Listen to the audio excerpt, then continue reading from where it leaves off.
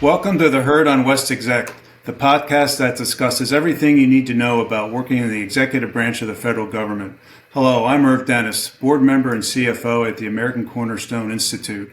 I served in the executive branch in the Trump administration as the CFO of HUD under Secretary Carson, and this podcast is part of ACI's program called the Executive Branch of America, and which is designed to educate what it's like to work in the executive branch. And today's topics, we're going to be talking about the inner workings of the White House, the Office of Public Liaison, and we're so fortunate to be joined by Alex Flemister, who worked in the Public Liaison Office of the White House, and we're so excited to have you join us today, Alex, and I know our audience is going to get a lot out of this conversation, so welcome. Hey, Irv, thank you so much. It's great to be with you, and thanks for all the work that you've done, not only in the administration but afterwards with ACI. You guys have an incredible team, Drew and Andrew, and of course Dr. Carson and Mrs. Carson. They're two of the best. So thanks for putting this together. This is I wish I had something like this before uh, going to DC. Well, this was really the origin of this, just to try to educate those that didn't have a lot of prior experience, like myself. I spent 40 years in the private sector, and going into the executive branch was all new to me. So this is the intent here. So, Alex, maybe before we get started, share a little bit about your background and what drove you into government services, and give us a little bit of that, and we'll get into the topic at hand. Yeah, for sure. So born and raised in Little Rock, Arkansas. Spent almost my entire life here in Arkansas, but politics was always something that was an interest to me. I remember before I was able to drive, going to help out politicians around the state on different campaigns. Ended up going to the University of Arkansas, where I majored in finance and economics. So I didn't take the political science route, um, which was most people were surprised, I guess, because I was so politically involved. And ended up working at a financial firm, a boutique financial firm in Northwest Arkansas, and ultimately was at the end of kind of college and then my new career was basically wanting to go to law school. And so I graduated in December, and law school wasn't going to be until August. So I was kind of at a crossroads of, do I stay in the financial sector um, before going to law school, or do I kind of take a bit of a break and kind of gear more towards a law political background in between that? And so ultimately, I decided to no longer stay in the financial field and interned or applied to intern at the White House, where I was kind of like, I've always been intrigued by the history of the White House, have been a supporter of the president for well before he announced. And I was like, what a unique experience that could be if chosen uh, to do that before going to law school. Well, long story short, I ended up doing that, and the office that I interned in hired me about a month or two later of the internship, and I ended up not going to law school. So I don't know if that's the right decision or the wrong decision, but uh, here I am, post admin with no law degree, but have a lot of fun stories to tell, I guess. It's funny how life takes you in different directions, and it just all works out. And for talented people like yourself, you just make it work, and success comes with all of your hard work and your intelligence. So that's an interesting background in how you got there. Um, Maybe spend a little time talking about the Office of Public Liaison. Honestly, I'm not that familiar with it, so I'm interested, Right. just like the audience, in learning about it. Yeah, absolutely. So, in the Democrat administrations, it's called the Office of Public Engagement. And then traditionally for the conservative administrations, it's called the Office of Public Liaison. So, the office is kind of overseen in three different pods, right? So you have so Johnny DeStefano, who was the president's senior counselor. He oversaw three offices. So his Office of Public Liaison, Office of Political Affairs, and then Office of Intergovernmental Affairs. And so, Office of Public Liaison more or less is the what we like to call the front door of the White House. And so we are engaging with the leaders and also everyday Americans in the public. And so we kind of break it down into various coalitions. So you have the business sector, right? And you can break down business into multiple different ways: tech, agriculture, finance, banking, trade, manufacturing, industry leaders. And then you have racial, African Americans, Asian American, Pacific Islanders, Latino, religious, evangelicals, Jewish, Sikhs, Hindus, Muslims. And then you have the political aspect. So you have the conservative movement, folks that are Second Amendment, pro-life. And so basically, depending on the topic of the day or the topic of the week or the long-term agenda, whether it's a key legislative policy for the president, an executive order, or just the overall agenda for the president of the United States, the Office of Public Liaison engages with the leaders across the country to garner their support and to ensure that not only that the administration's on the right track, but that the public is supportive of it. And if they're not, finding out why not, and getting them on board at, when we can. So that's interesting. So it's really, if I'm understanding properly, it's about getting the president's policy or the agenda communicated out to the community in the three sectors you just talked about, and garnering their support and trying to answer questions that they may have. And oh, that's interesting. That's It that's a pretty big task. How did you qualify or find your way into that? Was it learn on the job, or did you have some background experience that helped with that? Yeah, so obviously, I think well, we've had while I was there, we had some great directors of the office, right? So Justin Clark, Tim Pataki, both great guys. Tim's a great friend, and Justin is as well. And Steve Munister also was one of the deputies, and Jenny Korn. So we had a great lead of directors and deputy directors within the office.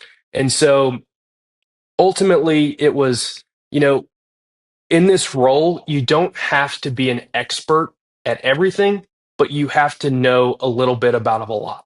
And so our role was to bring the policy experts to the table. So we were working consistently with the president's domestic policy team, with the National Economic Council, with the Council of Economic Advisors. And so our job was more so the relationship and being kind of that intermediary and having some significant knowledge of the policy.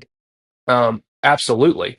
But we had the policy folks also at the table during these processes.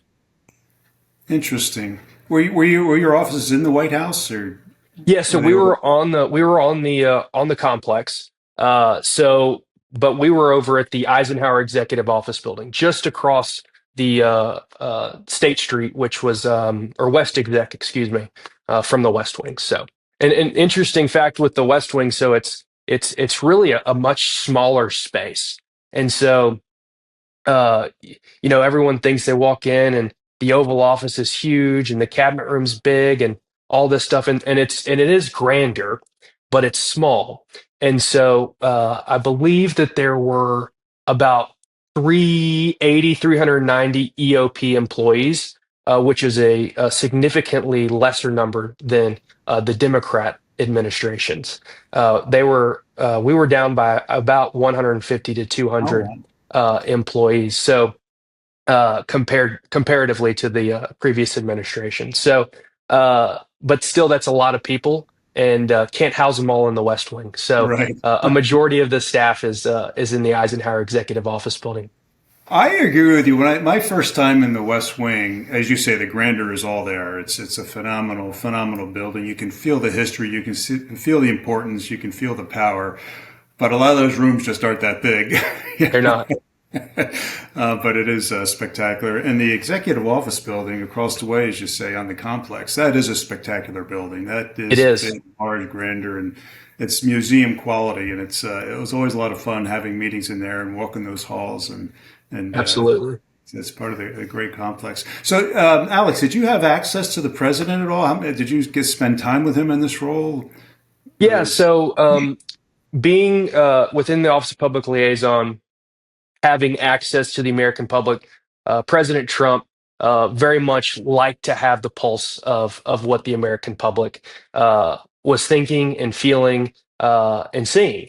And so, we played a role within each sector of the country, but we also had a really cool task with doing some of the really fun events at the White House. So things like the president's hallmark speech of the year, the State of the Union. It was our office's job to not only assist in helping find both ordinary and extraordinary Americans for him to mention in his speech. Made in America, which is where the president invited uh, companies from all 50 states, Medal of Freedom ceremonies, Medal of Honor ceremonies. And so all those required between the policy aspect of the coalition of people and then the crowning or the keynote events that the president hosted quite regularly. Our office engaged with him significantly. A funny story back in 2019, we were the president. This is just a very minuscule story, but it's pretty funny, and it just goes to show the way that the president is and how great he is with people. In 2019, the president hosted the Little League World Series at the White House. So it wasn't a super deep event, but it was a very incredible opportunity for these kids. And the president had him in the Oval Office, and he was going. And this team is from Louisiana, and the president was heading that evening for a campaign event in Lake Charles. And one of the kids said, "Mr. President, uh, we're going to Louisiana tonight too."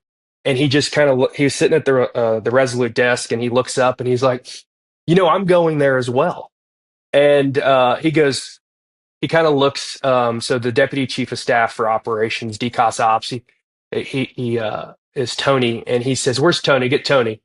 And he goes, "Let's get the team. We're going to do the team. The team. Hey, kids, do y'all want to go fly on Air Force One, and I'll give you a ride back home to Louisiana tonight?"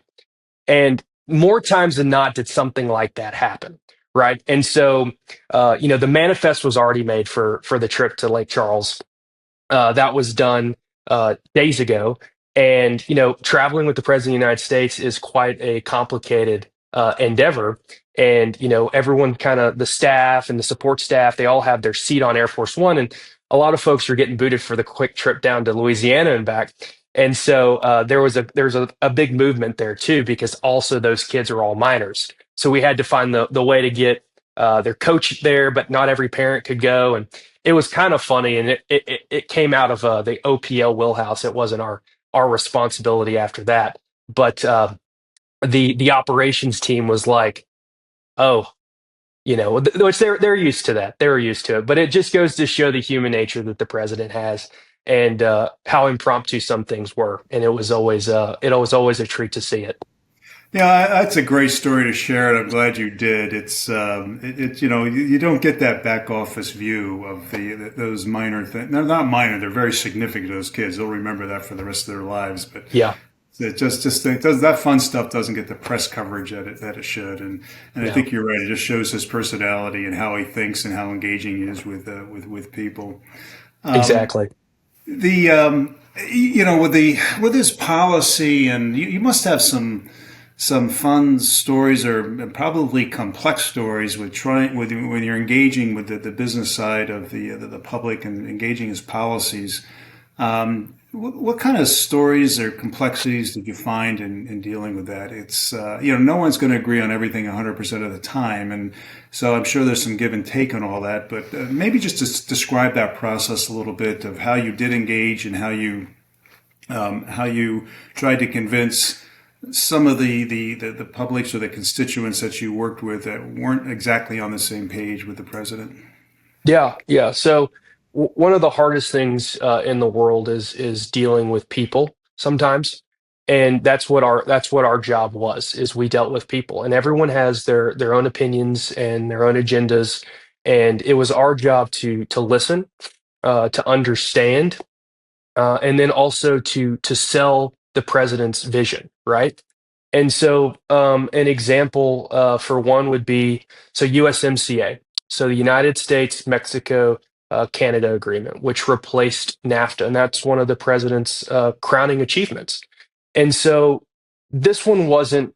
This one was extraordinarily complex because it was an entire um, Western Hemisphere trade adjustment. But everyone, for the most part, knew that something needed to change because NAFTA was a complete disaster.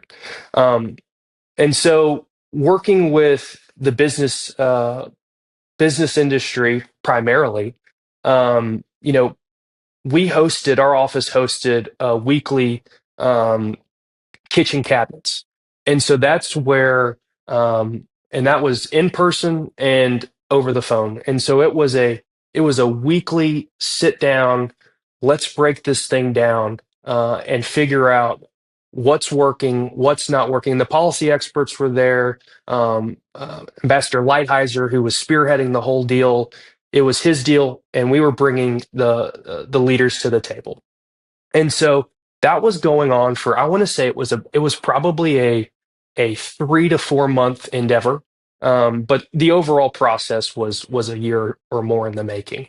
And so, but the crux of the dotting the I's and crossing the T's was a rather shorter period of time. And so, and then working with counterparts over at Legislative Affairs, making sure that not only, those members of Congress who have their own coalitions within their districts are being heard. Everybody wanted a seat at the table, and it was our job to make sure that the right people were there.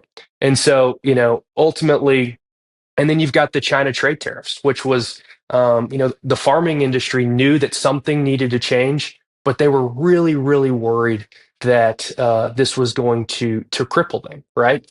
Anything that hasn't been done before uh, is kind of can be a little scary, but it proved to be one of the best things for farmers, and the president was 100% correct. So again, OPL is more or less the pinch hitter of kind of a number of things. So That's I didn't realize this is a pretty powerful group, right? I mean, you really you direct a lot of information flow back and forth from the public to the president, from the president back out to the public. So that's a fascinating group, and again, not one I was familiar with. So I really appreciate the education on it, as I'm sure our audience does.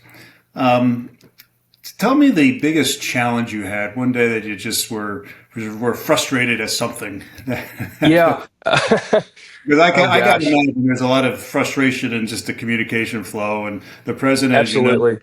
very strong in his beliefs, and he's appropriately so wants he's got a vision, and he had promised the American people, and Yeah, he wants to deliver on that, and obstacles that get in absolutely. the way, he tries to figure out a way to get to plow through that. Absolutely. Well, I mean, uh, the same for us as everybody. It doesn't matter if you're on West Exec or if you're in an agency in DC or across the country. When you're a political appointee, you're 24/7, right? And so, and I always look at it as you have a finite amount of time. And so, whether it's 4 years or 8 years, that is the cap for the president. And your time as a political appointee could be significantly less, right? And so, the day that the president says that your services are no longer needed, you say yes, sir. But it's a finite amount of time, so you can put in the long and the hard and sometimes the tough hours. And I always said, and I heard this from somebody that I kind of stole it from them. The day that you don't feel the awe of the place that you go into work, it means you stayed too long. You're not there to serve the president well, and you're not there to serve the American people well. And so on the toughest days, I would always just walk over to the West Wing, grab a Coke Zero, and then take a quick walk down the Rose Garden and then back to my desk. And I'd be like, all right, it doesn't matter. Let's get back to work. Everything's good, you know? And so those were always nice reminders because it was, you'd get into the office at 7, 8 o'clock, sometimes much earlier, and staying well past, the dinner hour, and the day's flown by. And so I don't have one particular moment that was just uh, absolutely just, that it kind of all flows together, right? Of stressful days. So go grab the Coke Zero, go take a quick walk, smell the roses, and get back to work, right? Yeah, I am so glad you said that. I wasn't sure what to expect. My career was finished at EY after about 38 years. Um, I wasn't sure what to expect, but I will tell you, there are some long hours. Like you work back in the private sector, no different as a political appointee or as a career. But I will tell you, you said it perfectly. Every day you're working for the American people and you're working for a cause bigger than yourself. And there's no greater feeling. And even on a tough day, you are serving people that have tougher days. And when you have natural disasters, when you have people with housing, whatever the purpose is, they have tougher days than you're having, and you've got to Yeah. keep that in mind. And working for the American people was a great experience, and I encourage anyone to has the opportunity to do that. Absolutely. Well, hey, Irv, real quick, you mentioned one thing and you said you're serving people that are having tough days. And so it made me think about something. And one thing that I worked on was with as the president's chief veteran liaison, DoD military. We worked with Gold Star families, and so I would say non political, non policy, non DC swamp toughness, tough days or hard days. One of the hardest days of the year was always when the president hosted the Gold Star families, and I stay in touch with one of them pretty regularly, and her name is Ann Hampton, and she's out of Pawleys Island, South Carolina, and her daughter, Captain Kimberly Hampton, she was the first military pilot in the United States, and her helicopter was shot down on January 2nd, 2004. And I'll tell you, getting to know Miss Ann Hampton, I have I'll show you. It's a handkerchief with the gold star on it, and it was a gift from her. And I have Kimberly's challenge coin that her mom had made, and it sits on my desk. And days like that where you think that you're having a hard day, and you get to meet these incredible heroes and these incredible heroes. Um, it puts almost everything into perspective, and would never have built a relationship with a lot of these American heroes if I wasn't at the White House. And so, to your point, you know, that is the best reminder is when we have days like that as to why we're really there. And it's for the people that have given the ultimate sacrifice. Well, thank you for sharing that story. That's touching, and yeah, thank you for sharing. It's just you can feel the passion in it and the empathy. So thank you for sharing. Yeah. Um, as we before we run out of time, you did something very fun after the White House. I know you maybe just explain your transition to your next appointment, working with Governor Huckabee Sanders, and that sounds like a fascinating experience. And I got to know you a little bit in that role. That looked like a lot of fun. So maybe just talk about what happened after the White House and how you ended up there. Yeah. So, well, I've said this before she was elected. I said that Sarah Huckabee Sanders was going to be America's governor, and I think that's correct. I call her America's governor.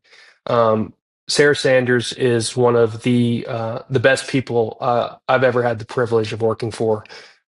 She is a one of the most down to earth, um, just kind people. So she is a leader who leads with heart, and someone that I've had the privilege of getting to know for a long time, and just thankful for the opportunity that she has given me. It was like I said at the beginning, I was born and raised in Arkansas, and Arkansas is home, and it's a place I love more than anywhere in the world. And I remember the day that she texted me. The president was going to the Army Navy game at West Point, And she texted me, and I wasn't quick to respond because we were doing a bunch of stuff. I was on that trip to West Point, and then she calls and she says, "Hey, do you have a second?" And I was like, "Yeah, yeah, what's up?" And she goes, "Well, obviously, I'm going to be running for governor." I said, "I knew you were going to be running for governor. You know, uh, obviously, you're going to be a great governor." And she's like, "Well, we have a long way to go, but do you want to come back to Arkansas?" And I was like, "I'd love to have this conversation, Governor. I'm going back home is what I want to do." Um, and so anyway, when she asked me to join her team, I was honored by it because um, we have the thing about that's unique about Sarah is that she's the most one of the most popular known elected officials in the country, and she was that before she was elected governor. And people in Arkansas, they say, well, we had Bill Clinton, and I was like, well, it's different. Bill Clinton became nationally known once he was elected president. Sarah Sanders is nationally known well before she was ever elected governor. And so her accomplishments in just 2 short years in our state has been absolutely remarkable. She leads the way in K through 12 education with her crowning achievement of Arkansas Learns. She's also focused on prison reform and ensuring that our state is a safe place and an economic prosperity to live, work, and raise a family. She's incredible, and she's a fun person, and she's a great person. So I had the privilege of being on the ground floor of her campaign, serving in senior roles in her transition, and then in the governor's office. And so one of the hardest days was when I told her that I think it was time for me to kind of step out because I've been wanting to do some personal things in my career, and leaving Governor Sanders's office officially was one of the tougher decisions I've made. But I'm so incredibly thankful for her and her husband Brian and her family. They're just absolutely incredible, and we're lucky to have her in Arkansas, and I think the country is lucky to have her as a leader nationally as well.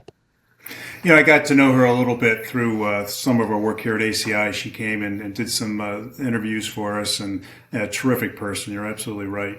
And before we run out of time here, Alex, you've got a great background, a varied background, and I found that going into the executive branch, the networking is incredible, and you just talked about that. It led from one thing to another to another. And I know you're back out in the private sector, as you said now, doing your own thing. But as we wrap up, in the final question of you and to the audience, share the importance of that networking and the opportunities it does create. And I always say that if you have an opportunity to go work in the executive branch for any part of your career, take it. You will not be disappointed. It's a great experience. You can take that out into the private sector and help make America better through that. Just understanding how the government works. So maybe just share some of your thoughts around that with our audience. Yeah, I think that ultimately one thing that our country needs more are people that want to be engaged for public service. And it's really it's a unique opportunity to find a way to get plugged in, right? Um, whether it's on a campaign, whether it's in an official office in your state, or here in Washington D.C. At for an administration, for an agency, for the White House, you name it. If you have just an inkling of wanting to find out what that is like, I would encourage anybody to give it a shot.